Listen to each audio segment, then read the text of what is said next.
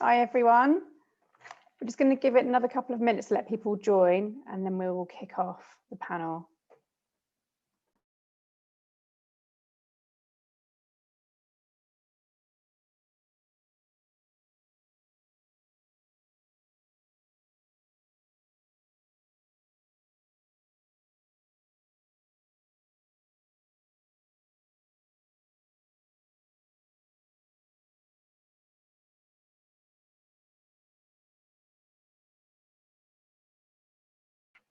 Okay, I think we're ready to start. Firstly, welcome to this U Equal Tech panel in partnership with Atom Bank. Thank you all for joining us today. My name's Danielle Lyons. I work for a company called Spinx. We are talent partners to startups, scale-ups and fast growth tech companies across the UK. Being in recruitment, we get a front row seat to the decision-making process of hiring managers. We also get to work really closely with the awesome pools of diverse talent available in the tech industry. And we take our roles and responsibilities really seriously when it comes to driving positive change with the D&I agenda in tech. And we sometimes have the ability to connect those dots between company and talent. So U Equal Tech was born around 9 years ago now, created to give a platform to role models, diverse role models in our industry, with this idea that you can't be what you can't see, and giving kind of shining a light and raising up the voices of people that perhaps don't normally have a light shone on them. So today we've partnered with Atom Bank, a fast growth tech company, also passionate about creating a truly inclusive tech industry. So before I introduce you to our speakers for today, I want to hand you over to Rana Bhattacharya, the CTO from Atom Bank. Rana, over to you. Thank you, Dania, and thank you, Spinx, also for organising this great event. My name is Rana Bhattacharya. I'm the CTO for Atom Bank. I've been at Atom Bank for close to 4 years now, and I thought it might be worthwhile just giving you a quick intro on who Atom Bank are and what we've been up to. So Atom Bank launched it public in April 2016 as UK's first mobile-only bank. And we were also the first to use biometrics for logging on to the bank as well, before things like Face ID, etc. existed in phones. So whilst we launched in 2016, we also knew that our vision of our bank could only be realised if we created a cloud-native banking platform, and that wasn't really an option back in 2016. So my team and I have been on a journey to create this new banking platform, which went live a few months ago. We launched our first products on this platform, which has been well received, and you're gonna hear from two other phenomenal women within the technology team, Karla and Kirsty, later, and they played a key role in contributing towards this transformation. And I personally couldn't be prouder of having people like Karla and Kirsty being part of my team. I think for me, they showcase how you can create a career in technology, no matter where you start your career from. And this really shows diversity, inclusion, and equality in action. And this is very important for Atom Bank and for me, because we're in competition or in a war for tech talent, to allow our business to grow. And we need to ensure we create an inclusive organisation with a sense of belonging for all, no matter your gender, your ethnicity, or your sexuality. It's very important, not just for Atom Bank, for broader organisation and for society as a whole. That's kind of what I wanted to say, and I'm going to hand back to Dania. Wonderful, thanks, Rana. So before we kick off with the intros, I want to give a bit of an overview as to how this is going to work. We've got 4 incredible speakers that are all going to share their experiences and stories with us. They're going to do that via 4 lightning talks. So we're going to have 4 back-to-back lightning talks from each of them. And at the end, we'll go through your questions and have a bit of a Q&A. If you have questions whilst people are speaking, please pop them into the Q&A box at the bottom. The chat box is also open, but we're taking questions from the Q&A. So please add your questions there so I can pick them up at the end. So without further ado, I'm going to introduce you to our first speaker, Karla Kirton. Solutions Architect from Atom Bank. Welcome, Karla, over to you. Hello, thank you very much, Dania. I appreciate that. As you'll have already heard from Rana, I work at Atom Bank, so my job title at the moment is Solutions Architect, but that's not the role that I initially started my journey with Atom in. I'll just give you the cliff notes of my career, just how I ended up in Atom Bank and the decisions that I made in order to get there. So it's hard because this is the first event that I've done online where I'm talking to myself, so I obviously can't gauge responses. So yeah, please do use the chat functionality. So my background is absolutely not tech. So my degree is in law, and I initially thought that was the career choice that I wanted to go down. I wanted to be a solicitor. I had a vocation in mind, and it couldn't be less tech driven. It was the only time I've ever used a fax machine. That's how much the law industry is not tech driven at all. So I did my law degree, and then I went to work for the legal aid agency initially for 12 months. And it was while I was at the legal aid agency that I realised, while it was my passion academically, it wasn't my passion when it came to my actual career. The work was quite repetitive from my perspective. So I've decided to transition away from law. I got a graduate scheme at what was Northern Rock. It changed its name to UCAR, so I started that in operations. Again, not tech focused, it was very much customer facing, understanding the operational processes, the actual business side of things. When I went around the different departments to understand their processes and understand what drove them to make contact with the customers, etc., it always came back to the strategy department, and they were the ones that actually influenced the change rather than with the ones day to day implementing it. And I realized that I wanted to make the decisions rather than follow the decisions. So I wanted to move into that kind of role away from operations personally. So I asked to sit with the strategy team within the bank at that point 1 day a week. I eventually got a secondment in there, even though I didn't have the relevant experience. But I sat with them. I understood the problems. I was doing papers for them. I was doing research. They realised that I had the aptitude for learning and let me go in there on a secondment basis. I got a permanent role within there for about 3 to 4 years before I then moved on to Atom. So I moved to Atom because I wanted a new challenge. I'd been doing that role for 3 or 4 years. I'd started to get a background in analytics, in coding, but in a proprietary language for that particular bank, in segmenting customer contact and understanding the data, and it was very much data background at that point. I think I'd got what I could from that role there. So I moved to Atom Bank to face new and fresh challenges from a banking industry, obviously the first app-based bank, and it was in the Northeast as well, which was something that I was passionate about, trying to get careers that were local to my area. So I started with Atom Bank in the analytics department, very much focused on MI data, reports that drove operational processes, etc. And I did that for between 3 and 4 years. And I became a fairly senior part of the team. I was a lead in the more junior and intern roles at that point. And I was quite comfortable there. And I was very much then embedded in this data journey, even though I didn't have that background. I'm maybe 7 years into my career at that point. So I've gotten into the rhythm of recognizing patterns in data, understanding problem solving, feeding that analysis back to the end users and being able to communicate the points that I'm trying to make. So I've developed all those skill sets along the way. But I found myself getting quite comfortable and quite complacent in a sense. Atom had this really innovative dinner time club at that point, which was the coding club, where you could go along on a Tuesday lunchtime, learn new coding languages. It gave you the opportunity to get to know different people in different areas of the bank. I started doing that, and I started getting a bit more of a passion for learning the different languages that we were looking at in the bank. I got to know some of the app team at that point. So that was my first kind of engagement with the technology department, was in coding club. I went and sat with the app team 1 day a week as well to work out whether a more code-based role was for me. Sitting with the app team gave me a real insight into what they do, but I realised it wasn't actually what I wanted to do career-wise, but it did give me an insight into the tech department. So I stayed in analytics for, as I say, three-ish years.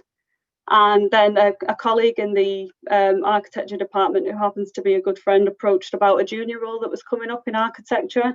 and they asked if I'd considered applying because it might be that I was a good fit for the role and for the team. Now, of course, I hadn't considered applying. Have you ever seen the job spec for an architecture role? I didn't meet it whatsoever. Absolutely not.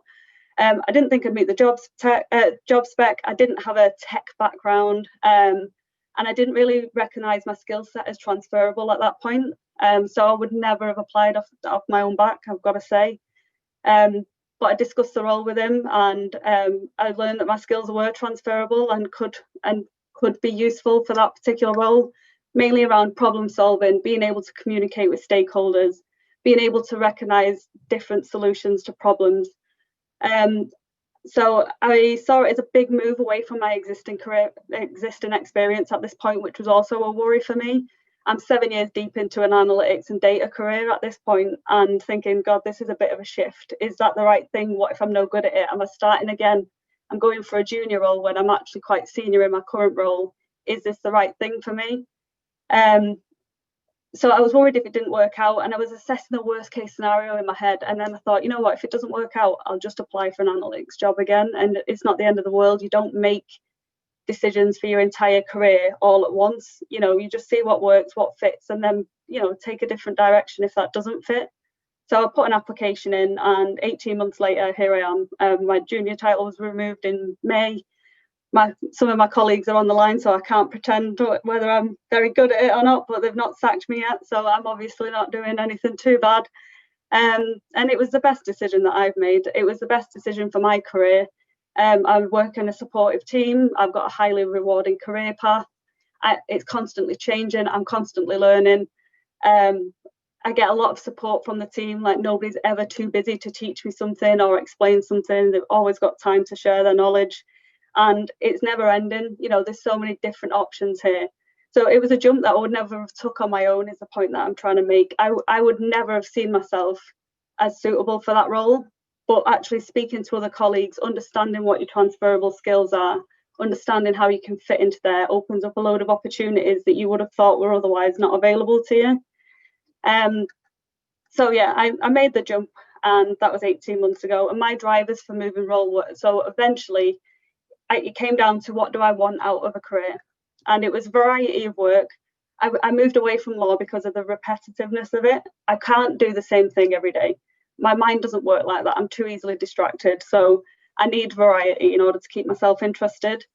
Challenging problems to solve. Again, it comes back to keeping yourself busy, keeping it interesting, communicating with people. I don't know if you can tell, but I've been speaking for at least 4 or 5 minutes. You know, I love communication. I like to engage with people. Influencing change. I've never wanted to just be the recipient of change. As you can see from my strategy background, when I was in my grad scheme, it was about going in and making those decisions, and this role gives me that opportunity. And as I say, it's opened up so many new opportunities that I didn't even know existed up until I took this role. So my main advice would be to work out what drives you. So what matters to you? For me, it's communication, it's problem solving, it's influencing change, it's making sure that I'm not doing the same thing over and over again.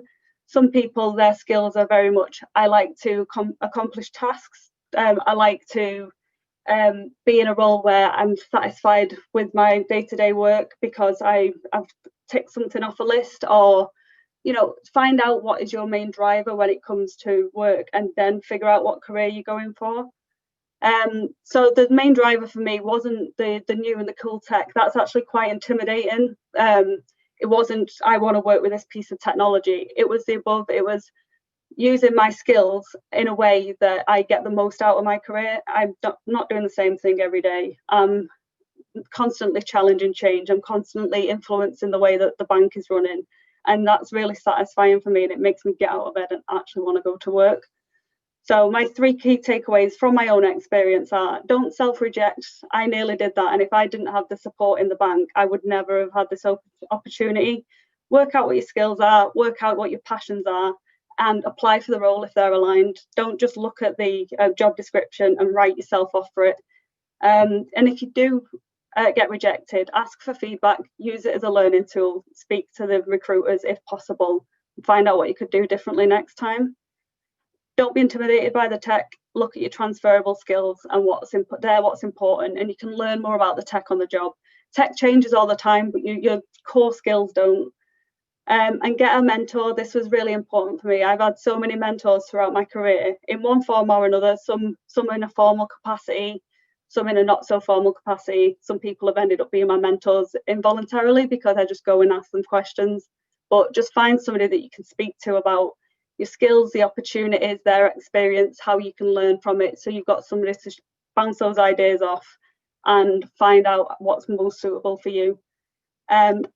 Let me just double check. That could be from your own company. That could be in communities like this one. You can find mentors now all over. There's a lot more community spirit online, so you'll be able to find somebody who links in with what you're looking for. I think I've took up enough time now. I'll let somebody else speak for a little bit.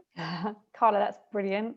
We're getting quite a few questions through as well, which we'll pick up at the end of the lightning talks. But some of the other elements to the advice that you've given, if you think about it from a client perspective, if we've got some businesses on the line listening in, for example, the opportunities that Atom Bank created for you around having a coding club that's so unique, go along, have a try, have a test, and try and kind of demystify that the intimidation sometimes people feel around technology.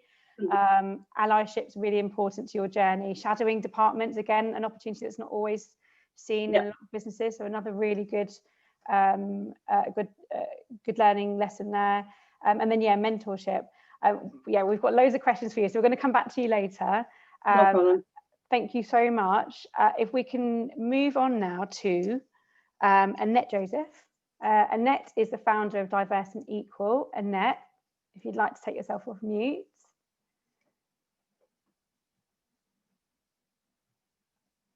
Oh, you're still on mute.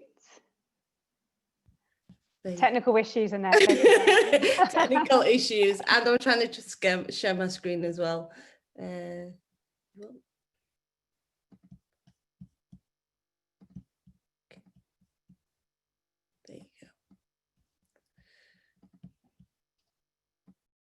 Can you see that?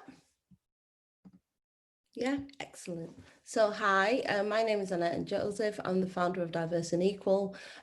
So I started my tech journey. I've been working for about 30 years. I started off as a graphic designer, then morphed into web design and then into digital marketing. Digital marketing wasn't a great fit for me, so I kind of bugged people until I got into digital services, and that was about 6 years ago. So as my career progressed, I was finding that as I went up and as I kind of got out there in the tech world, especially in Manchester region, that the rooms that I was entering into, I was the only person who looked like me.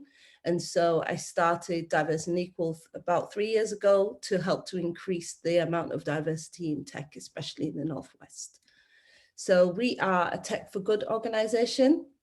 Our aim is to use tech as a vehicle to create a fair society for everyone by equipping people from underserved backgrounds with the skills to fulfill crucial roles, while empowering organizations to embed cultures that embrace and celebrate difference.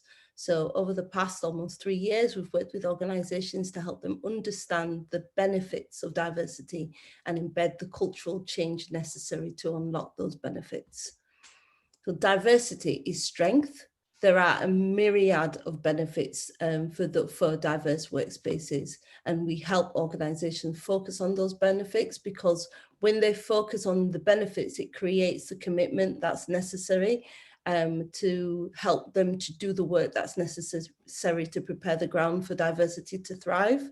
So as well as working with individual organizations, we're collaborating with a consortium of businesses in the Greater Manchester Tech Collective to lay the groundwork for ethnic inclusion standards. And I'm excited to say that all our learnings from the first phase of work will be presented next week. So I'll put that link and probably send that out. And then we also, with the growth phase, so in 2019, 2 out of 3 organizations were actually unable to fill critical digital roles, negatively impacting digital transformation projects at a projected cost of 141 billion. So many organizations look to fill their digital talent gaps from an already crowded pool, as they're unable to attract diverse talent to their vacancies. But the first key step is education. Our workshops and boot camps create a safe space for people from diverse backgrounds to learn about the roles available to them and discover how they might apply their transferable skills. So Karla spoke a lot about transferable skills earlier, and those are really, really key, because we think that people, or we find that people are often much more capable than they think they are. So in our training, we work with people from other industries, and we find that often they already have many of the skills required for digital roles, even though they don't believe that they do. So the so-called soft skills, which we feel are more like foundation skills, such as relationship building, problem solving, timekeeping, when teamed with collaborative behaviors, enthusiasm, and an aptitude for learning, can mean that people can pick up new skills and ways of working relatively quickly. It's just a matter of equipping them with a new set of tools and allowing them a safe space to learn. So in Q1, we'll be kicking off boot camps, which are going to be open to people from all diverse backgrounds. And each boot camp is going to result in a diverse pool of people becoming equipped with the necessary skills to fulfill hard to fill entry-level roles in a variety of disciplines. So I wrote an article called I Can't Breathe just after the murder of George Floyd. And just after it got just over 22,000 views. But just after that article went live, there was a lot of people reaching out and asking about what they could do to help the situation, how they could, help. So we launched something called the Black Tech GoFundMe to look specifically at the impact of tech on Black people and Black communities. So as well as the gap in knowledge and education, the data around Black people's numbers and experiences in the workplace is slim. We have data around gender, we have data around pay and progression, and this data has helped us fuel discussions around equity, so it's really important that we monitor race too. So we have started with the Black Tech Fund. We are actually doing a piece of research that is looking at the barriers to entry in tech for people in the Black community. And while we're doing that research, we're actually training three new trainee user researchers who are learning their craft while we gather up this research. And as important as this work is in general, it's really key for the tech organization, specifically when you consider the role that a user researcher actually plays in the team as a voice of the user, and then consider that when we were starting this work, we could only actually find one Black user researcher in all of Greater Manchester. So the three people that we picked, Paris, Reese and Camilla, they come from 3 different industries. They're absolutely amazing, so switched on, they just get it. And I'm really excited about being able to introduce them to the Manchester tech scene once their training is complete. And there are lots of people like Paris, Reese and Camilla with the ability to fill the skills gap. There are every ethnicity, every gender, every religion, every ability, and everywhere except in tech, where they're needed the most. So our work doesn't end with skills training, as it takes more than good technical skills to be successful in tech. People's differences are what make diverse teams more profitable. These differences also mean that a successful diverse team must work harder to master great communication. This way of working ensures that everyone's voice is heard so that the team can perform as a cohesive unit. We place our graduates with a wrapper of support for them and their team. This provides our graduates with the strong foundations needed to fully settle into the team and unlocks the employee organization's ability to reap the well-documented rewards of diversity. That's me. Thanks so much, Annette. I couldn't agree more. It's interesting, isn't it? Being in recruitment, we often get asked, or we used to get asked for diverse shortlists, and then the question then goes to, well, what's culture like? How inclusive are you? Because you can bring people in that may not get the job because the interview process might be skewed. Or there's work that needs to be done there internally, or the culture might not be ready to embrace diverse talent or promote diverse talent. So why would somebody want to stay in a business if it hasn't been, if that culture hasn't been embedded properly and the work hasn't been done internally? So I couldn't agree more. By the way, any research, any content that we're discussing today, we will be sharing with the community. So the research that Annette referenced there, when you're ready, Annette, we're ready to amplify as much as we can. Thanks so much. We're going to come back to you later on with some questions. But moving on to Kirsty Watts. Kirsty, if you'd like to bring yourself off mute. Kirsty is the Environmental Site Reliability Engineer at Atom Bank. Kirsty, thanks for joining us. Hi. It was interesting, as I've never really spoke to Karla about her journey before, but it's amazing how similar it is. So I never dreamed that I would end up in tech and I would ever work in tech. When I think back to when I was at school, IT was a mail merge, PowerPoint presentation. I can't even remember what my written exam was, but it wasn't really IT as we know it. It isn't tech. It was, to me, the life skills that you need in pretty much any job now. Whereas it was kind of sold as tech at the time, it was IT, and that was, so I think the inspiration for IT careers probably way back when I was at school, back in those days, wasn't there. I never really thought about it. Every little girl, every little boy has a dream when they're kind of growing up, and I wanted to be a dancer, a singer, a doctor, a hairdresser, the usual. But the real one I had is I wanted to go in the RAF. I wanted to be a pilot. I wanted to study law, and I was going to have a long career in the RAF. I don't know why. Very specific. I was going to be in the RAF, and I was going to study law. I was going to be a solicitor. That was going to be kind of what I did. But then glasses happened, and to be a pilot, number one rule, you need 20/20 vision. So I needed to completely change everything. I'd already been accepted into universities to study law. I'd got into Durham, but then I had a backup as well. So my backup was to study history, and that was just because I really enjoyed it. So I went off. I studied history. I did it for a year. I did minors because I still had the passion for law. So I did minors in criminal law. I think it was criminology was the other one. And, I found it all fascinating, but realised, what was I really going to do with my life? What was I going to do? And at the time, I came back for summer, and I started working in a call centre. What a lot of students do, start working in a call centre. And I really kind of took a step back and thought, like, what do I want to do? And, being in the call centre, being in a business in the outsourcing world, it was, actually a business degree. I think that's really practical. I think that's what I should do. So that's kind of, I went back to university after that summer, and I studied business instead.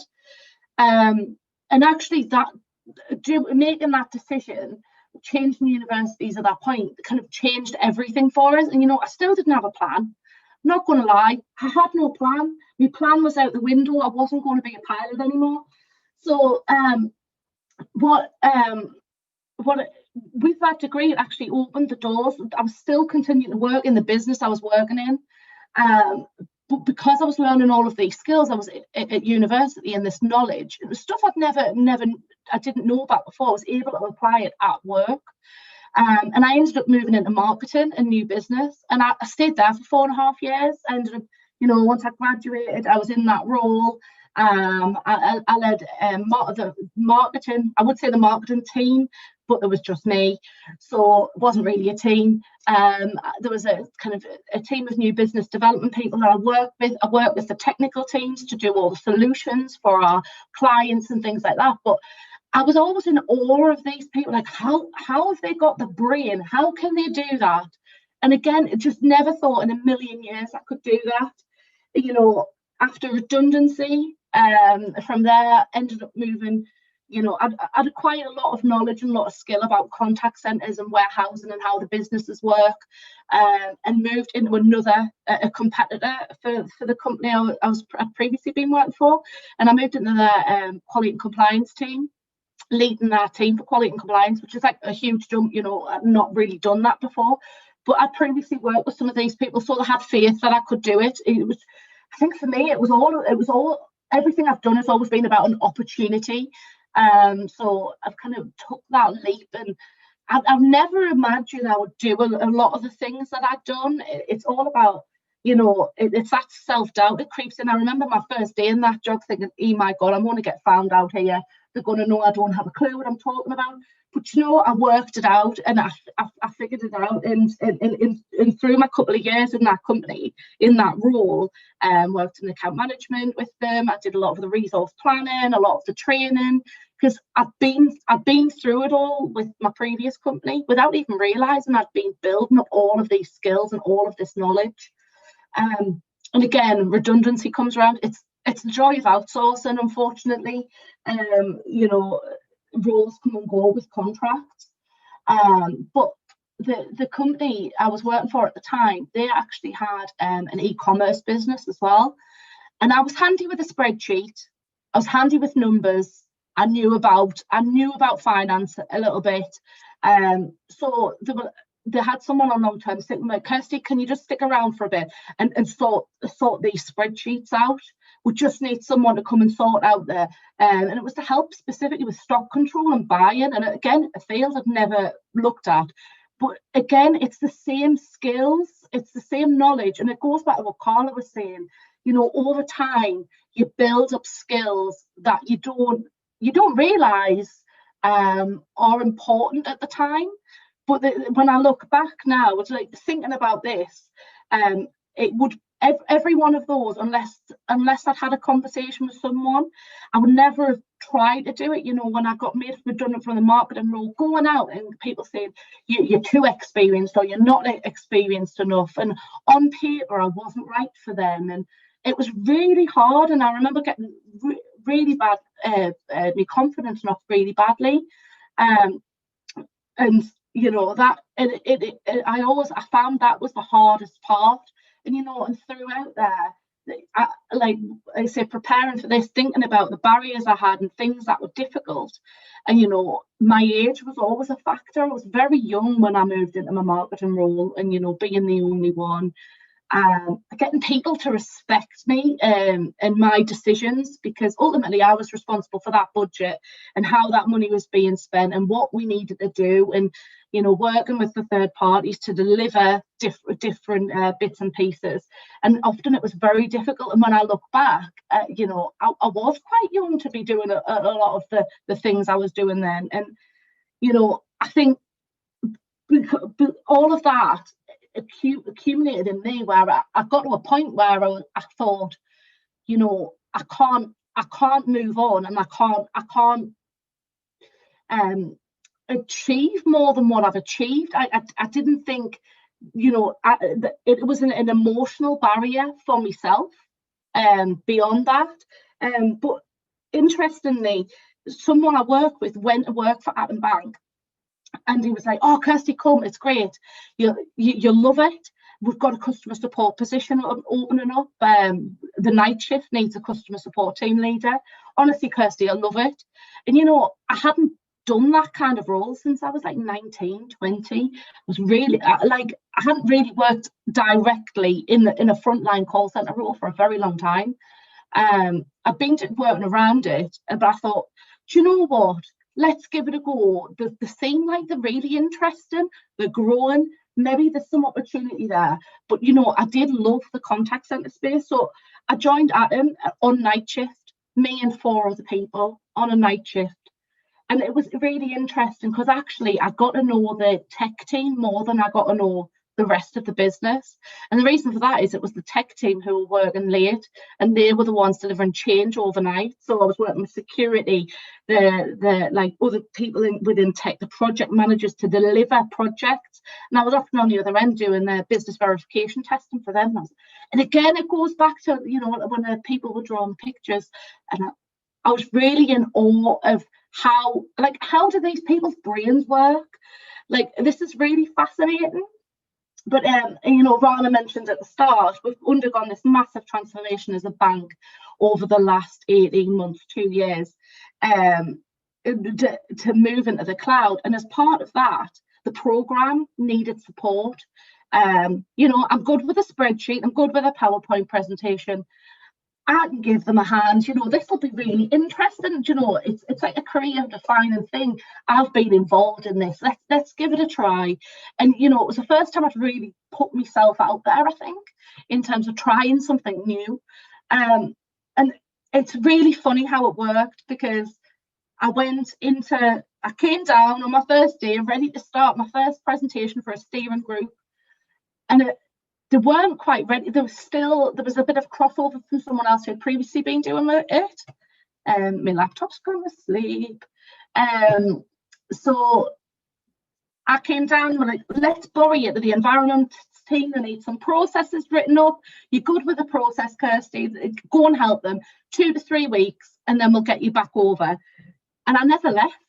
It's really like, I ended up just, you know, I was getting the processes, I was doing the documentation, but I was really getting under the skin of it. Having been on the front line, I knew what was important for our customers. I knew what was important with the business. I knew how things worked on the front end and how they looked, and it was a gap in the tech team, particularly in the team I was working most closely to. And I realised I was filling that gap, and you know, I loved it, and learning more and more and more. And as time went on, the DevOps team, I started getting more closely entwined with them. And, you know, I would never have actually applied, you know, Karla mentioned it. You see a job description and it's terrifying. And, you know, I ended up just going for it. And actually, a lot of the skills that I've accumulated over the years, I've been able to transfer. And, you know, now the white screens, the black screens with the white text, where they used to just be terrifying to us. I mean, and I'm that person now, sat there doing it. And, you know, that journey really only started last April, and I was made permanent in December. And now I'm leading a team of engineers in the non-prod space. We're making sure that all the developers can test. So to develop, the testers can test when they need to. You know, we're right on the front line of delivering the huge amount of change that the business is going through right now. So, yeah, I think the big thing for me is the big takeout for me, and you know, I already mentioned it before, was, you know, everything that I've kind of built up over the years. It is scary when you look at something, and to me, it's me that's been the biggest problem. I'm the barrier, and I think a lot of people will feel that way as well, that they're their own barrier. And the only way it's kind of I overcame that is just to apply it in a different way. So, you know, they're looking for someone who can troubleshoot. They can explain things, complex technological problems in a really simple way. They can translate kind of what the operation want into technical speak. And, you know, I realized I could do that. And, you know, and that's what I'm doing every day. And I think that's, you know, don't doubt yourself, just go for it. I think it's kind of my big thing. There's always going to be challenges. So, and I think I've talked long enough now. So, Kirsty, I love your energy. I think you're on mute, Dania. Oh, can you hear me, everyone? I love your energy, Kirsty, and you're so right. I think it's really interesting, this idea of almost getting out of your own way, like being, you're your own barrier, but kind of getting out your own way so that you can kind of achieve and do more. We've got quite a few questions coming in for you as well, so we'll come back to you later, Kirsty. So last but certainly not least, Clare. I'd like to introduce you to Clare Streets. Clare is an Associate Director of B13 Technology. She's also the board member of West Midlands Digital Skills Partnership, the non-executive director for Birmingham Tech Week, and something that I noticed you didn't add to your bio, Clare, you're a Women in Software Powerless for 2020. So Clare, over to you. Thanks for joining us. Thanks very much, Dania. Thanks for the introduction. And what I'd like to do today is, like the others on the call, is share more about me and the person behind that list of job roles that are there. Because I think what we've heard from everyone, and a real string running through all these conversations, is that, you know, there's real transferable skills and soft skills and confidence that have brought people to where they are today. And the same goes for me as well. And, you know, what we want to do is break down who's behind there and how you get there. I think a lot of the questions coming in are about how you get there. And so, you know, I sit on the board at the West Midlands Digital Skills Partnership, and, you know, we're facing a huge digital skills gap at the moment. I think we can all agree that more than ever, technology has played a huge role in our lives this year. And the digital skills gap prior to COVID-19 was wide, and it seems to be getting wider. So what I'd like to do is talk about, you know, the person behind these job roles that I've got here. One is to hopefully inspire other people who find themselves in a similar situation to where I was. And another reason is to then inspire also employers to think differently about the people that they're employing and how they're employing them. A lot of people have talked about job specs and what they look like, and a lot of tech job roles, you know, like you said, you wouldn't touch them with a barge pole because nobody knows what they mean. And then also I'd like to celebrate the people that have been part of my journey. And today, you know, those that are looking at recruiting, making things more accessible, and including those along the way, and making the you know, the tech industry more diverse, encouraging different and more types of people into the tech industry, especially now as we enter into this tech-led recovery for the economy post-COVID-19. So I'm going to go a little bit X factor on you and take you back way long time ago, not that long.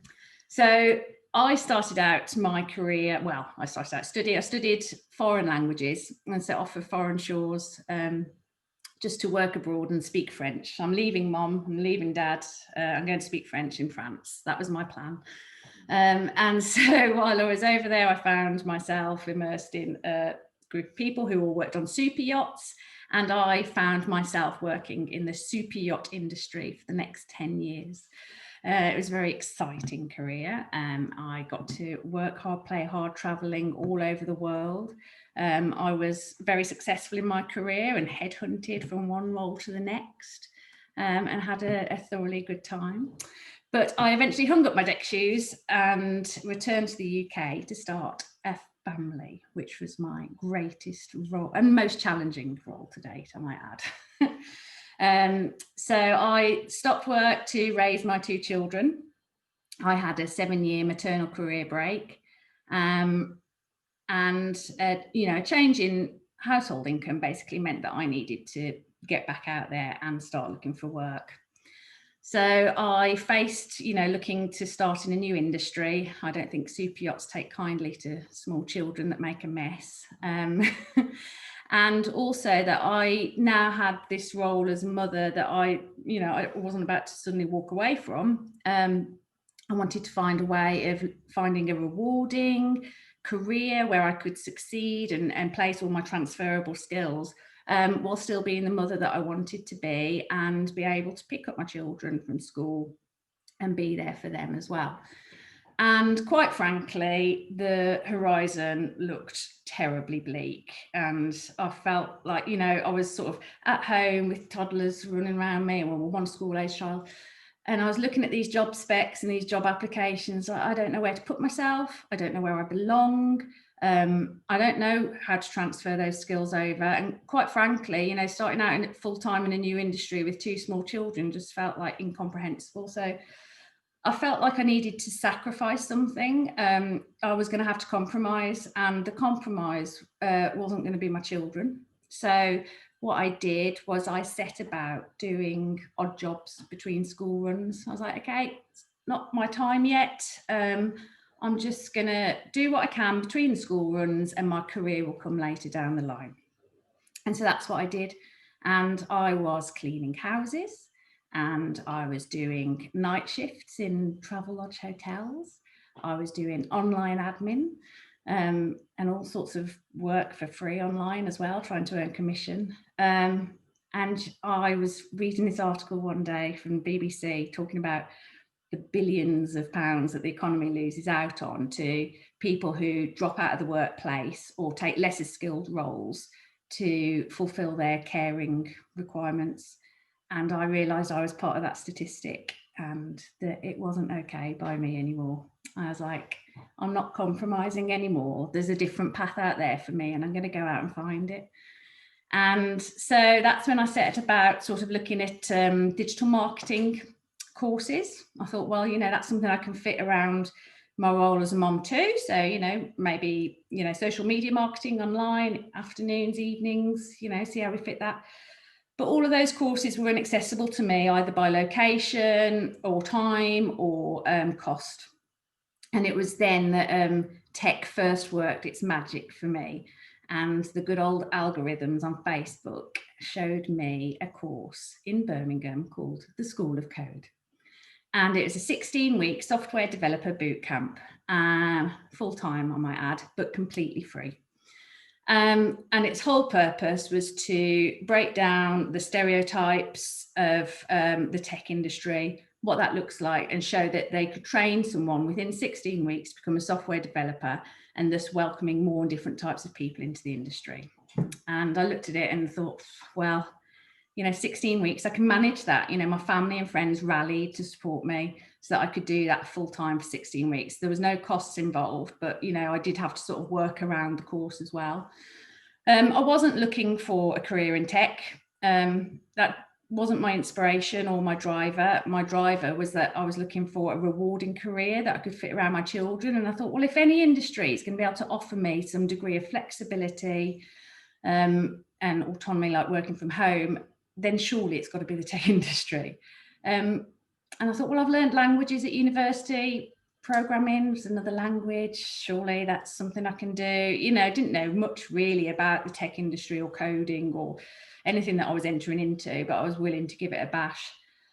And so I took part in the 16-week School of Code, which was an incredible course put together by Dr. Chris Meyer, and is now funded by the Digital Skills Partnership. And it's on just its fourth cohort, and of all the cohorts that have been through so far, 90% have gone on to roles in tech. And the cohort has represented almost perfectly the demographic of Birmingham, which is, you know, a very diverse city. So what it's doing is incredible. So first of all, you know, School of Code making these opportunities more accessible is incredible. And that's one of the people I want to celebrate on my journey.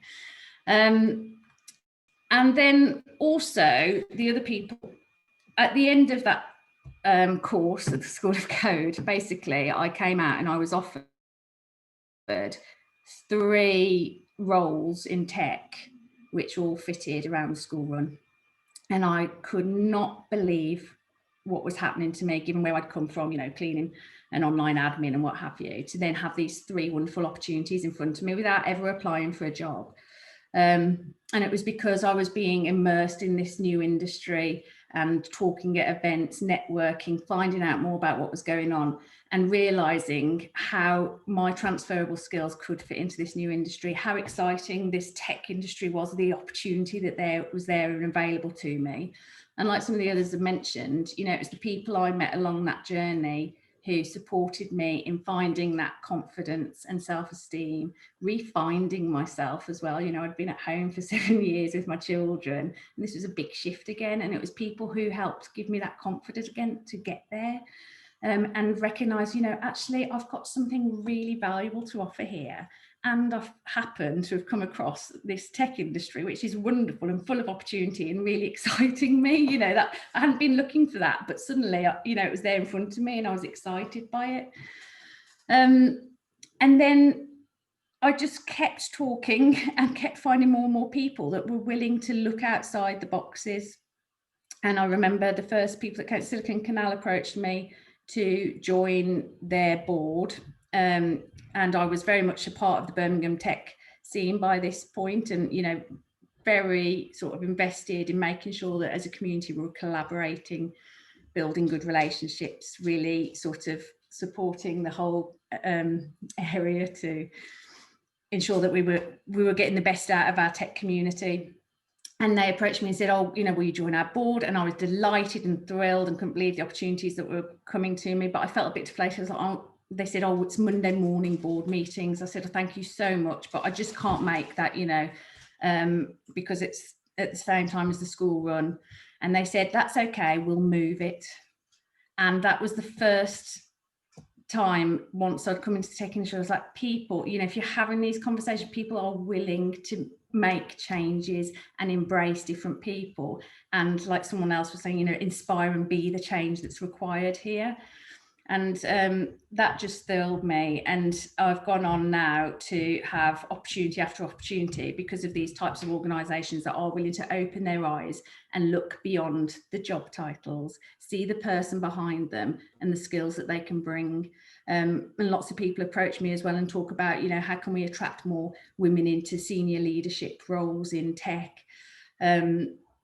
And, you know, I encourage everybody to look beyond the boxes. You know, we're talking about these tick boxes and the job applications and not having the confidence to go, you know, be able to like apply for those roles. And it's like, see beyond that, you know, see the person behind there and what they can bring, and give them the space in which they can actually bring their whole selves to that room and bring their best to that room. And that's how we're going to encourage, you know, more and different types of people into the industry. Amazing, Claire. Thank you so much. I mean, I've written it down, like, I'm not compromising anymore. That should be your strapline on LinkedIn. I think that's fantastic.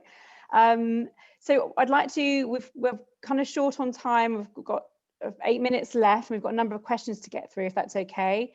So if we can start at the top. The first question that came in was, how do we encourage hiring managers to look beyond an applicant's previous job titles to the transferable skills? Anyone want to take that one?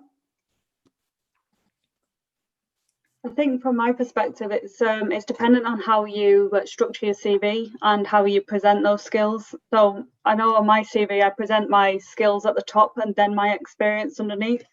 And I try and draw out examples of where I've used those skills and even put in there, you know, like what you've done to try and make them more transferable to the industry that it is you're applying to. I always tailor my CV before I submit it to that particular role to just try and make sure I highlight that. That's my particular opinion on that, though. Yeah, I agree. In recruitment, I think we would encourage people to highlight their transferable skills and connect it to maybe the job role in a loose way. What I can do after this is share some CV writing tips for tech roles as well. We can do that in the community. Another question that came in is, do any of the speakers connect with schools or colleges? And if they do, what impact support do they have or give?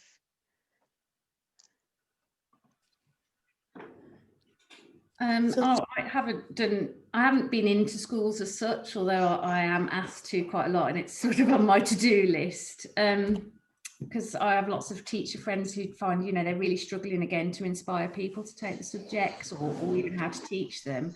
And it's something we do talk a lot about actually at the Digital Skills Partnership. And, you know, it's really important to try and get those role models into school. I think the STEM ambassadors do a really good job of getting in there to talk to them.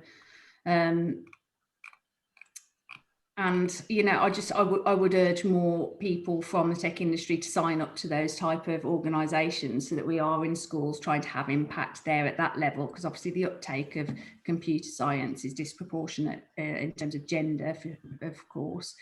And also to help people understand the types of jobs that are available and actually what a huge opportunity it is, and that you know, that is where the majority of jobs do lie, and to sort of help those children understand that perspective, particularly now, you know, as everyone is digitizing even fast, you know, at an even faster speed than we were pre-COVID. You know, it's really important to help people understand what those job roles are and what they look like and how to get into them.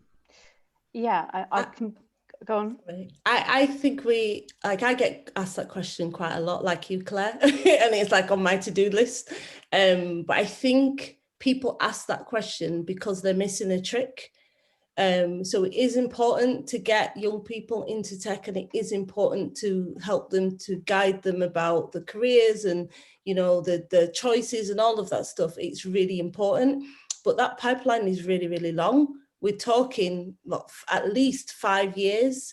There are people who are available and eligible to do those roles now. And if we focus on people who are older, people who are perhaps parents, then we automatically do better by the children. So if we educate the parents and we give them the skills and help them get into tech, first of all, you're raising the socio-economic background of the entire family, and then the parents have the knowledge and the networks to be able to educate their children about the roles and the responsibilities as well. So I think we need to think about it more short term, like what could we do now to kind of influence the kids. I am connecting as well with someone who's doing some great work in schools there about highlighting to children, what, those sort of soft skills look like and how to develop them, and where they can be placed in industry, and connecting that up with industry to help them see like the roadmap. And I haven't got I'll look that information up and pass it on to you, Dania, later, so that perhaps we can share that with the attendees. Perfect, thank you. So another question, what can we do as an industry to help more working class kids of all ethnicities to move into tech? Same answer from me. Same answer, focus on older people, focus on the parents, do stuff with kids as well, but it's important to make that change now. Lift up the whole family, not just the youngest. And like I said to you as well, Danny, it's really important as well, that storytelling and role modelling, like Annette touched on with her 3 role models that she showed us in user experience or user research earlier, so that someone that everyone can identify with, let's make sure people are being heard and showing, their journeys like today, hopefully inspire lots of others. And so we need to encourage all of those people to come out of the woodwork as well to inspire those future generations. Yeah, if you're looking for role models in that area, I'd definitely recommend researching the STEMettes. They're brilliant. They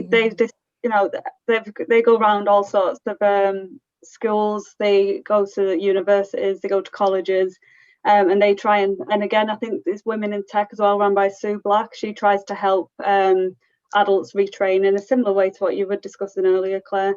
But it's making sure everybody has access to education. I think that's what's been difficult in terms of an equal education, because I know coming from a working class background myself, it's it wasn't available in school at the time, but we've got a lot more online facilities. Again, Claire, like you mentioned, you've done a free online course and it's helped springboard your career. It's making sure that these things are known and available to people. Yeah. And I mean, I'd urge everyone as well to look into where the government's spending money and your local authority is spending money in this area, because they're channeling huge amounts of funding into it, because it's a huge problem for government. And that's where we work on the digital skills gap, is channeling this funding into free training and support and services.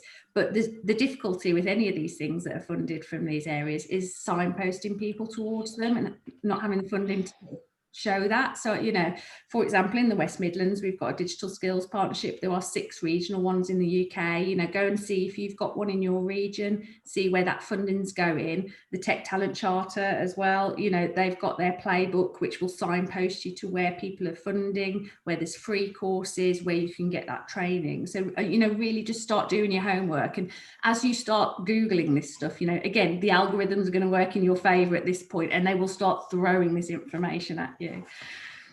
Wonderful. So we're coming towards the end now, and I'm conscious of time. To cover off any questions people might have, we will pick them up individually with the speakers and then message you back later on, if that's okay. Just to touch on Claire's point, the Tech Talent Charter also have a directory of resources. It's a full directory of everything from communities to free advice around CV building to a list of different boot camps across the country. So we'll share those links as well, and we'll share the links to people like STEMettes as well, and other resources that have been mentioned today. If you haven't already subscribed to Equal Techs, we do share all our content and new content consistently and try and signpost where we can. And also you'll be able to hear about future events.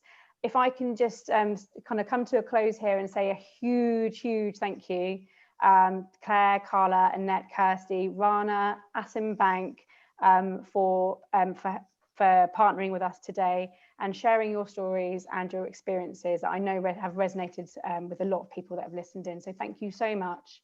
and look forward to catching up with you all soon. Thanks, Dania. Thank you.